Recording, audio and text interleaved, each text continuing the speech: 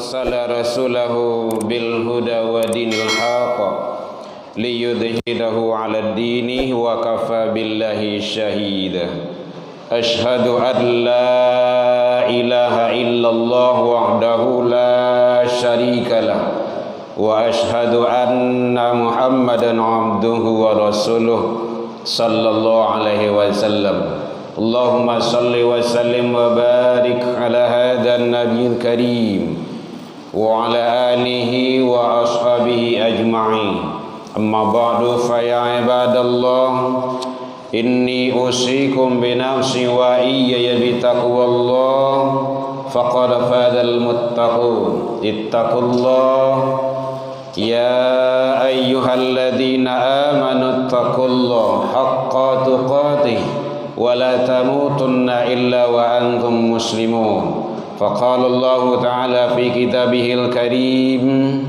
أعوذ بالله من الشيطان الرجيم بسم الله الرحمن الرحيم سبحان الذي أسرى بعبده ليلا من المسجد الحرام إلى المسجد الأقصى الذي باركنا حوله لنريه من آياتنا إنه هو السميع البصير.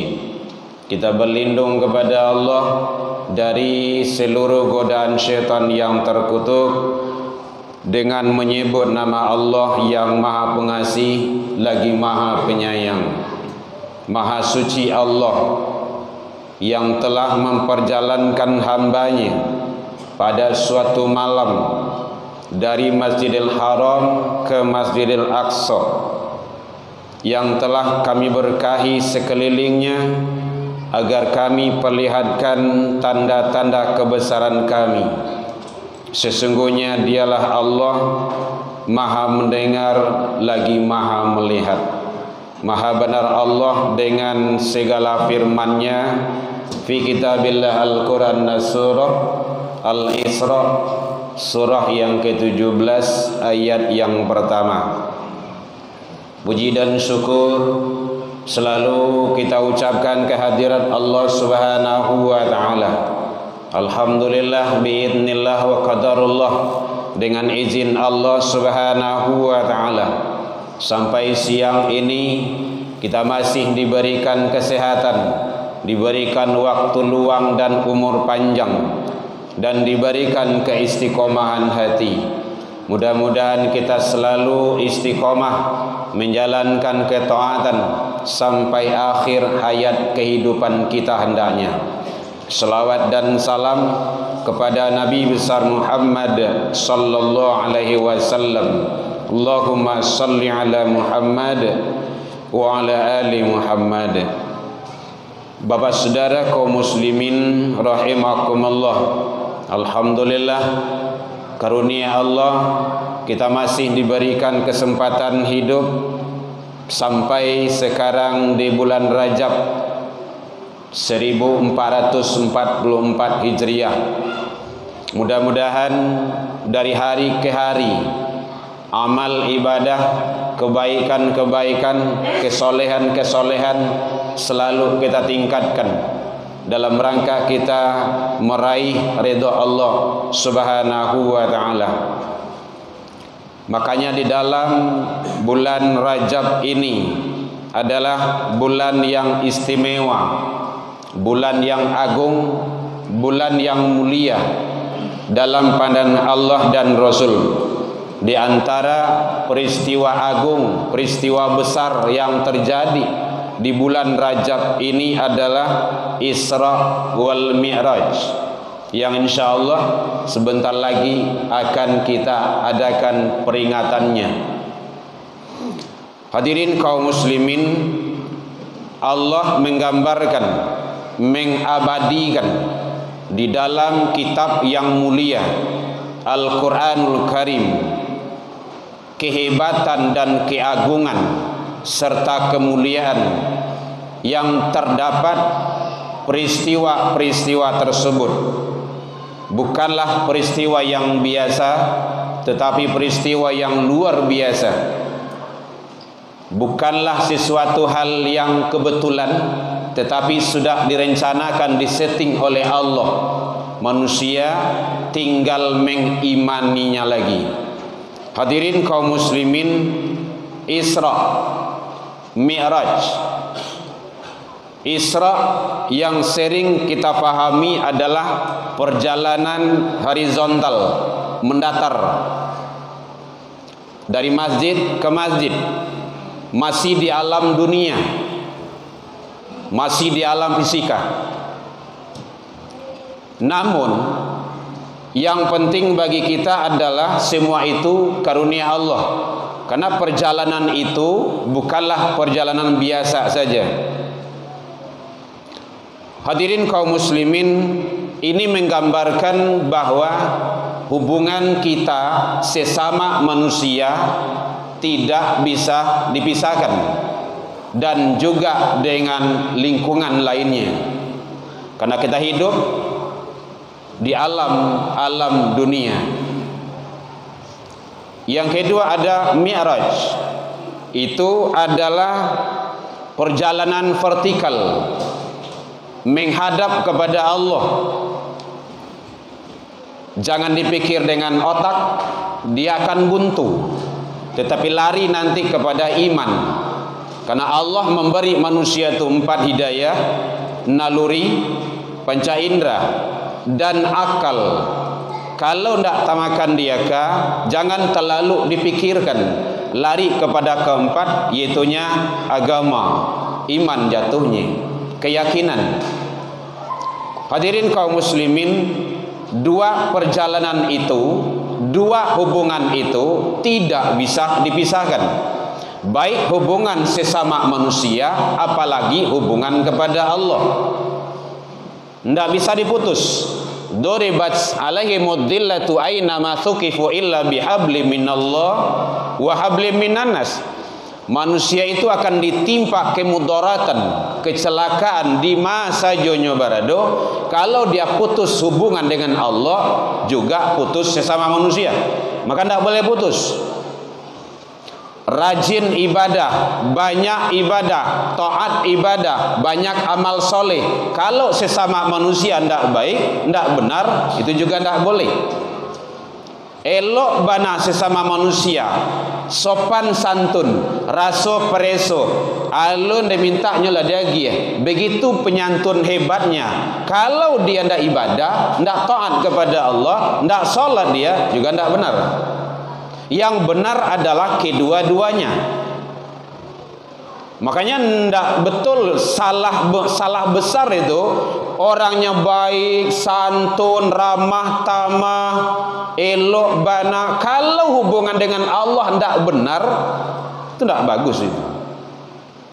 Yang bagusnya, yang benarnya adalah kedua-duanya. Jadi ada perjalanan vertikal, ada horizontal.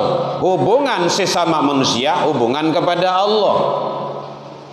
Hadirin kaum muslimin rahimakumullah yang berbahagia. Nah, oleh sebab itu, inilah yang diabadikan oleh Allah Subhanahu wa taala di dalam Al-Qur'an. Pandangan ilmu tafsir, subhanalladzi, maha suci Allah, diawali dengan pujian. Ini menggambarkan adalah peristiwa yang luar biasa, bukan kebiasaan dalam jangkauan akal manusia, tetapi jatuhnya kepada keimanan. Tamakan tak tamakan diaka di otak manusia, maka iman manusia wajib mengakuinya. Kenapa? Tidak semuanya bisa dicerna oleh akal manusia, karena akal manusia juga terbatas sifatnya. Hadirin kaum muslimin, jadi peristiwa itu adalah peristiwa yang menakjubkan, luar biasa. Asra, perjalanan di malam hari. Ini adalah bukan kehendak Rasul, bukan kehendak Nabi, tapi Nabi diperjalankan. Kalau Allah yang kehendak, apapun tidak ada yang bisa menghalangi. Jadi itu. Jangankan hal-hal yang kecil, yang besar saja bisa. Menciptakan langit dan bumi beserta isinya, planet-planet, angkasa, semuanya itu dalam genggaman Allah. Makanya jatuh kepada iman. Jadi bukan kehendak Nabi, bukan kehendak Rasul, Allah yang kehendak, Allah yang mengizinkan. Maka jadi dia. Abdihi, ada abdu, abdihi, hamba. Siapa hamba yang suci? Itulah baginda Rasul Nabi besar Muhammad sallallahu alaihi wasallam. Hadirin kaum muslimin, jadi Nabi Muhammad Allah yang mengakui sebagai hamba. Kebanyakan kita yang mengaku sebagai hamba Allah, tapi Allah mengakui sebagai hambanya, itulah Rasul. Kenapa? Akhlak terpuji, iman diakui, terbebas maksum dari segala dosa. Jadi diakui sebagai seorang hamba itu sudah ada ujian-ujian tertentu yang dijalani. Hadirin kaum muslimin, Laila dan Lailan, peristiwa itu terjadi pada malam hari, bukan siang hari. Kalau siang hari itu lumrah, biasa itu. Kalau malam hari perjalanan berat, tantangan, rintangan jauh. Dari Masjidil Haram ke Masjidil Aqsa itu dalam riwayat dijelaskan lebih kurang 1 bulan perjalanan onta. Ini ditempuh dalam waktu yang sesingkat-singkatnya, sepertiga malam, tidak cukup. Itu baru di alam dunia, belum naik Mi'raj, langit ke-7, Sidratil Muntaha, Mustawa, Rafraf, Kalam, terus menghadap kepada Allah.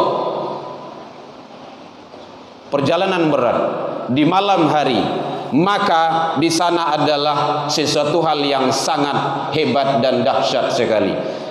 Minal Masjidil Haram ilal Masjidil Aqsa. Kenapa dari masjid ke masjid? Ini adalah peristiwa suci, perjalanan suci dari tempat suci ke tempat suci, dilakukan oleh hamba-hamba yang suci atas izin Allah yang maha suci. Luar biasa. Maka perjalanan itu adalah barakna haulahu, mendapat keberkahan dari Allah. Kalau Allah yang memberkahi, tidak ada yang bisa menghalanginya. Linuriyahu min ayatina. Tujuannya apa? Allah ingin memperlihatkan tanda-tanda kekuasaan dan kebesarannya. Maka lari kepada iman. Yang kurang-kurang iman, dia kafir lagi. Itulah Abu Jahal, Abu Lahab, golongan abu-abu. Tetapi yang betul-betul dengan iman, As-Siddiq Abu Bakar radhiyallahu an, beliau tidak terima dengan akal, tapi dengan iman. Shadaqta ya Rasul, apapun yang diucapkan, yang disampaikan oleh sang baginda Rasul, engkau benar ya Rasul. Hadirin kaum muslimin, innahu huwas samiul basir. Semua itu, peristiwa yang terjadi tersebut adalah dalam kawasan pengetahuan Allah, dan Allah tahu. Pengetahuan Allah tidak sama dengan pengetahuan manusia. Oleh sebab itu, apa yang bisa kita petik hikmah di sini? Perjalanan suci, mendapat perintah ibadah yang suci, itulah solat. Hadirin kaum muslimin, jangan diabaikan. Jangankan ditinggalkan, diabaikan saja tidak boleh solat, diabaikan saja. Fakhalafa min ba'dihim khalfun adaa'us shalah. Maka hendaklah kamu khawatir, kamu cemas, kamu ragu, kamu bimbang. Sekiranya ada peninggalan-peninggalanmu, anak cucumu, generasi-generasimu, mereka itu mulai mengabaikan solat. Nyu berangkik dari situ, disision dulu, diabaikan dulu, maleh-maleh dulu, nanti ujungnya meninggalkan solat. Padahal solat menentukan, penentu. Satu, solat adalah amal pertama periksa nanti di hari kiamat. Awwalu ma yuhasabu bi'abdi yaumal qiyamah as-shalah. Pertama kali nanti di hari kiamat diperiksa tentang solat. Nah, kalau tidak solat kan susah. Fa'in saluhat sairu amalihi, kalau dia solat benar betul maka akan baik amalan di belakangnya. Wa in fasadat sairu amalihi, kalau rusak cacat tidak pernah solat 70 tahun 60 tahun dia gigit duit di Allah tidak solat, maka akan rusak amalan-amalan yang lainnya. Yang kedua, yang terakhir, kata Rasul, kalau kita ada mungkin tidak puasa, ada sakit, tinggal, masih dianggap sebagai orang Islam, tidak ada duit untuk haji dan umrah, masih sebagai status orang Islam, tidak ada bayar zakat, kadang-kadang bayar, kadang tidak, masih dianggap sebagai orang Islam. Kalau tidak solat, kafir dia. Qala Rasul menyatakan, man taraka shalah, siapa yang meninggalkan salat faqad. Yang ahli bahasa Arab ada taukid di sana, qad, maka sungguh kafara, dia kafir. Bainal abdi wal kufar, beda antara hambaku dengan orang-orang kafir, tarakus salat. Maka oleh sebab itu hadirin, anak cucu kita, generasi-generasi kita, jangan sampai mereka itu mengabaikan salat. Pelihara salat tersebut. InsyaAllah Allah memberikan yang terbaik kepada kita. Fa'tabiru ya ulil albab la'allakum turhamun.